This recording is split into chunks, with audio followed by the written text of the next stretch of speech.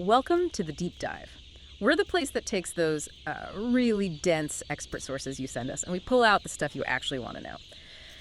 Today, we're doing something a bit unexpected, actually. A deep dive into the global duck industry. It sounds maybe a little niche, but trust me, behind what seems like a simple animal, there's this hidden world of high-stakes genetics, huge economic scale. Yeah, our mission here is to get past that sort of, ducks at the pond picture. We want to uncover the real technical, biological, and economic nuts and bolts of what's actually a massively important global sector. Just to give you a sense of the scale right off the bat. The world duck population, get this, it increased sixfold between 1961 and 2019, reached nearly 1.2 billion birds. And China accounts for over 60% of that. Huge numbers. It is huge, and it's this fascinating paradox, really, localized but totally global at the same time. The sources we looked at really highlight this tension. Asia has the vast majority of the ducks, the population, the labor. Cambodia, interestingly, is the most duck-predominant country. Over 40% of its poultry are ducks. 40%. Wow, yeah. But the global trade, the genetics, the export standards, that's heavily influenced, maybe even dictated by Europe.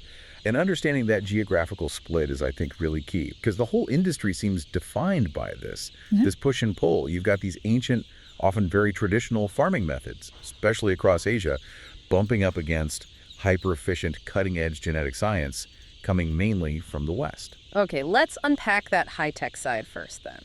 The efficiency gains. Because the improvements in modern duck production are, well, frankly astonishing, driven by really aggressive genetic selection. Totally. They basically turned the bird into this rapid growth machine. And it seems like just two companies are really running the show globally. Cherry Valley in the UK and Grimaud Frères in France. That's right. They dominate the breeding market. And they both rely heavily on the white pekin strain, yeah. Almost exclusively, yes. The white pekin is the foundation. And the speed metrics they achieve are, well, they're something else. Tell us about that. How fast are we talking? A typical pekin duck now reaches market weight that's about 3.1 kilos, or nearly 7 pounds in just 5 weeks. 5 weeks? That's incredibly fast. It is.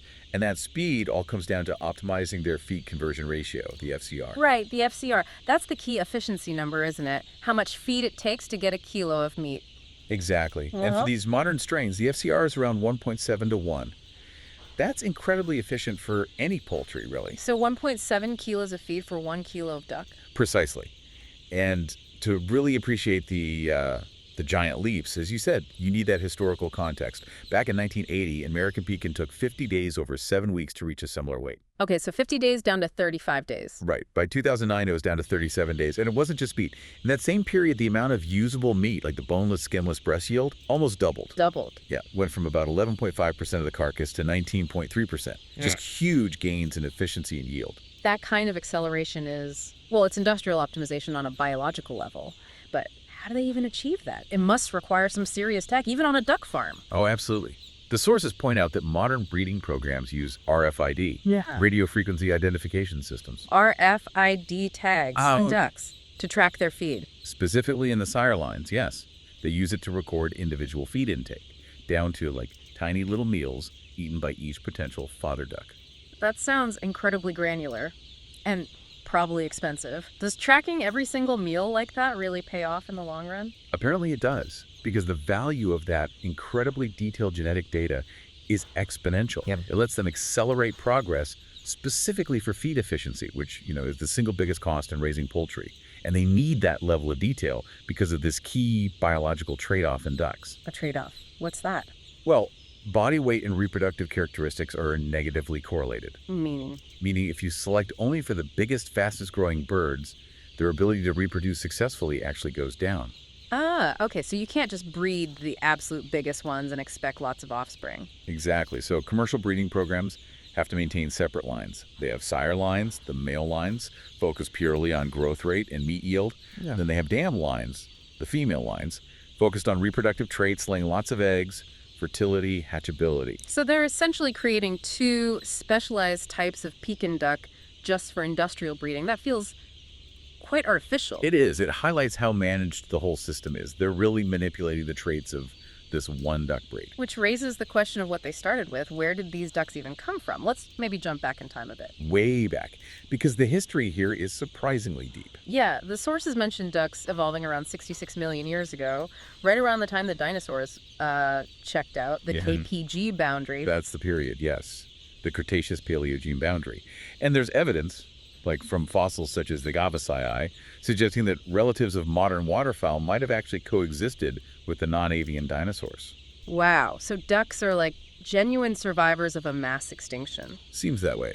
And that long history leads to interesting patterns in domestication, too. It didn't just happen once.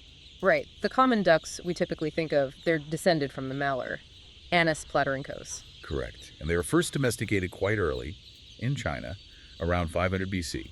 But much later in Europe. Much later. Probably around 800 AD in Western Europe.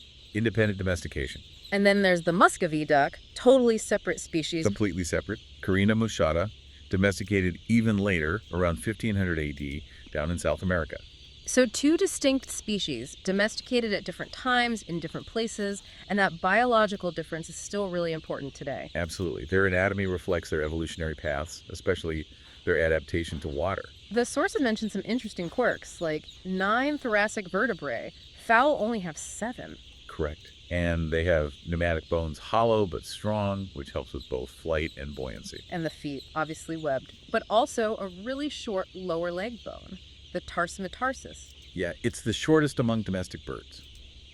Apparently helps with ground clearance and moving around on land, despite being so adapted for water. Okay, so you have these two distinct domesticated species, the common duck from the mallard and the Muscovy. And this is where the mule duck comes in. Exactly. The mule duck isn't the species itself, it's a hybrid. It's the sterile offspring you get when you cross a female common duck with a male Muscovy duck, a drake. Sterile. So it's a biological dead end produced intentionally for specific traits. Precisely. They're bred for their large size, generally less fatty meat compared to pecans, and particularly for producing large, rich livers for foie gras. Ah, foie gras. So that's where the mule duck really comes into its own, especially in Europe. Primarily, yes. While the practice exists elsewhere, like Taiwan, European production, especially for quality liver, is concentrated in France. And France even has an official definition, right? The liver has to be a certain size. At least 300 grams to be legally labeled foie gras. Though, interestingly, the sources also mention a newer trend, ethical foie gras, or faux gras. Ethical? How does that work? It refers to livers produced without the traditional force-feeding process. They're smaller, less fatty, obviously, but aimed at a niche market concerned about animal welfare. Okay, so that's the high-tech, specialized European end. But that's a world away from how ducks are often raised in Asia, right? These nomadic systems. Completely different worlds. You have this hyper-intensive French model focused on one luxury product versus these traditional, often nomadic systems that are still absolutely vital across South and Southeast Asia. This is called transhuman husbandry. That's the term, yes. It's common in places like India, Vietnam, Bangladesh. Herders move flocks of ducks, sometimes hundreds or thousands, often along roads or waterways. Following the harvest. Exactly. To let the ducks scavenge in freshly harvested paddy fields. They eat fallen grain, insects, snails. It's this ancient seasonal migration pattern. And it's not just about feeding the ducks, is it? It's integrated farming. Very much so. These ducks play a huge ecological role in things like rice duck or fish duck farming systems. How so? Well, they control weeds and insect pests naturally. Their droppings fertilize the fields or the fish ponds, and their movement in the water constantly stirs it up, which helps aerate it for the rice or fish. It's a really elegant regenerative cycle. Sounds quite idyllic in a way, but I imagine it faces some serious challenges today. Devastating challenges. The biggest one mentioned is avian influenza, AI, especially the highly pathogenic strains like H5N1.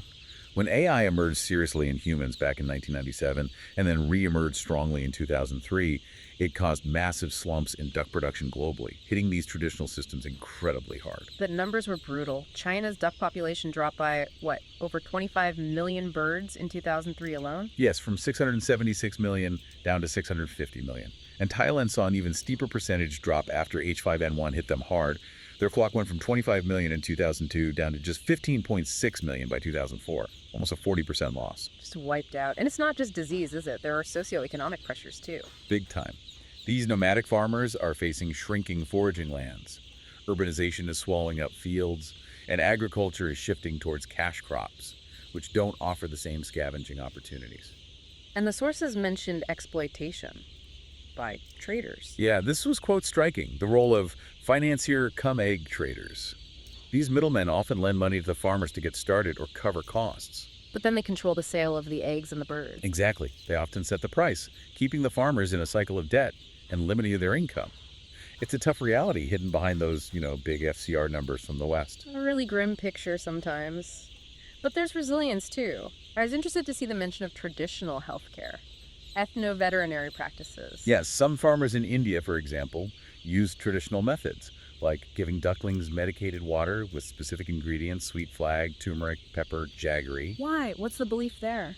The belief is that it boosts the duckling's stamina and resistance to disease, trying to build resilience against these constant threats using local knowledge. It shows how deeply embedded these ducks are in the culture, beyond just being food. Which brings us to other products. It's not just meat and eggs, is it? Not at all. The duck is utilized pretty completely, whether it's high-tech or traditional. Feathers and down, for instance. That's a huge industry on its own. Massive. China produces something like 80% of the global supply, used in everything from fancy duvets and pillows to high-performance outdoor gear and apparel. But there's down and then there's eider down. That sounds like the absolute premium end. It really is. Eider down is incredibly special. It's not plucked from the bird. No. How do they get it then? It's collected from the nests of wild eider sea ducks. The female duck plucks the down from her own breast to line the nest and keep the eggs warm. Only after the ducklings have hatched and the family has left the nest do collectors, often local communities who protect the nesting sites, carefully gather the down. Wow. So it's collected post-use, almost like a byproduct of nesting. Exactly.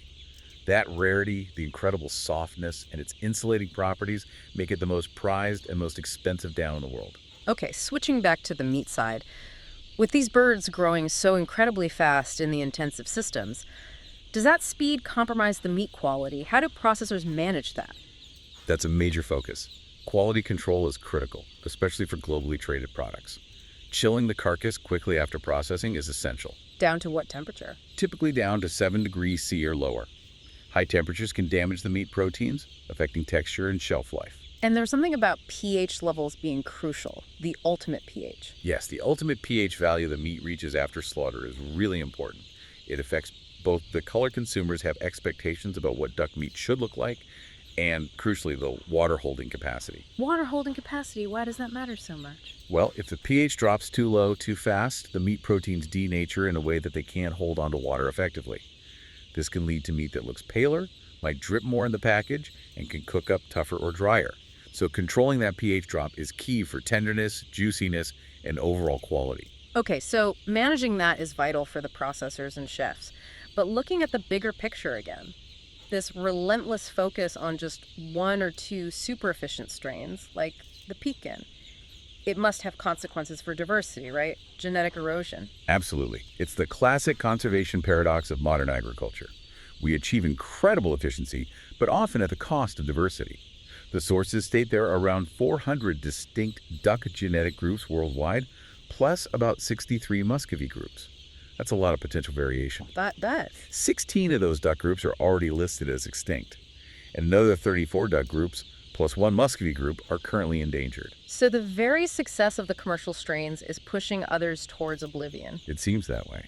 The market's overwhelming demand for these few hyper-optimized types is actively reducing the global gene pool, losing potentially valuable adaptability and resilience traits found in those local indigenous breeds. And that loss might be short-sighted, especially thinking about the future, biotechnology perhaps? Very possibly.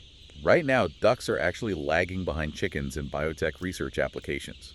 But they do have some potential advantages. Like what? Like larger egg size and a higher proportion of albumin, the egg white. This means duck eggs could potentially be used as bioreactors genetically modified to produce valuable recombinant proteins in their eggs. Proteins like? Things like antibodies, antiviral drugs, maybe even anti-cancer compounds. Producing them in eggs could be much cheaper than current methods. So losing unique duck genetics now might mean losing keys to future medical or pharmaceutical breakthroughs. That really ties the whole picture together, doesn't it? From the farm tech to potential future medicines. So this deep dive really took us on quite a journey. We went from, a six-fold boom in the global duck population and ducks hitting market weight in 5 weeks thanks to RFID and genetics, all the way back past the dinosaurs through the invention of foie gras and right into the tough, often precarious life of a nomadic duck herder in Asia, dealing with bird flu and tough economics. Yeah, it's a remarkably fragmented industry when you look closely. You've got this cutting-edge, data-driven efficiency dominated by a couple of European giants on one side, and on the other, these incredibly resilient traditional systems that are vital ecologically, but are facing immense pressure from disease, land use change, and frankly, financial exploitation. Yeah. Both ends trying to meet this growing global demand. It really underscores the complexity behind something we might take for granted. It does. And maybe that leads us to a final thought for you, our listeners, to chew on.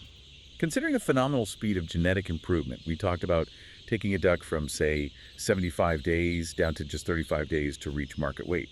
What long-term value should we actually assign to those remaining indigenous duck breeds, the ones now listed as endangered? The ones that grow slowly. Exactly. Yeah. Their slow growth, their smaller size. That's often a sign of incredible hardiness, disease resistance, adaptability to harsh conditions, traits that the hyper-efficient modern flocks might lack, traits that could, ironically, be crucial for surviving the next big disease threat that sweeps through the globalized system. What's the true value of that resilience? Something definitely worth thinking about. Thank you for joining us on the Deep Dive. We hope this gave you a